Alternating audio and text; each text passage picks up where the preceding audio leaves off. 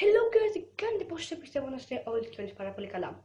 Σε αυτό το βιντεάκι θα σας πω τα 5 πράγματα που κάνω στην καθημερινή μου ζωή.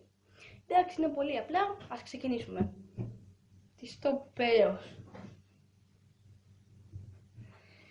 Μόλις έχουν πέρασει ξυστά από το κεφάλι μου, αυτό το σεξ σακουλάκι. Κοιτάξτε. Αυτό έχει έρθει σίγουρα από τον πλανήτη Άρη. Μπουλιά.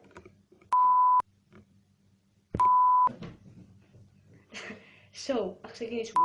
Το πρώτο πράγμα είναι ότι, εντάξει, τα απογεύματα πηγαίνω το απόγευμα πηγαίνω με τους φίλους μου και παίζουμε μπάλα, ποδόσφαιρο και μπάσκετ άμα χρειαστεί και κάνουμε και λίγο ποδήλατο για να περάσει καλά το απόγευμά μας.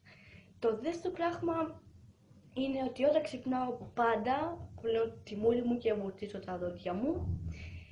Το τρίτο πράγμα είναι ότι αναγκαστικά η μάνα μου με υποχρεώνει να στρώνω το κρεβάτι μου, εφόσον εγώ το μισώ αυτό, επειδή βαριέμαι, επειδή όταν το φτιάξω από πάνω χαλάει κάτω και είναι λίγο βλακή αυτό. Τέλος πάντων, και το τελευταίο πράγμα που κάνω στην καθημερινή μου ζωή, τρώω φρούτα. Δυστυχώς τρώω φρούτα. Μην λέω μπανάνα και πολλά άλλα, δεν πρέπει να σας τα εξηγήσω. Αυτό ήθελα να πω. Πιστεύω να σας άρεσε το βίντεο. Θα κάνω άλλο ένα βίντεο επίσης που θα πω τα 10 πράγματα να κάνετε για να μην βαριέστε. Δεν ξέρω πότε, θα το κάνω σύντομα. Επίσης, άμα σας άρεσε, κάντε like, μια εγγραφή κάτω στο κανάλι μου, γράψτε μου σχόλια, τη γνώμη σας, άμα κάνετε και εσείς τα ίδια που κάνω και εγώ.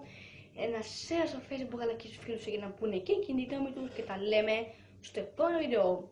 Bye!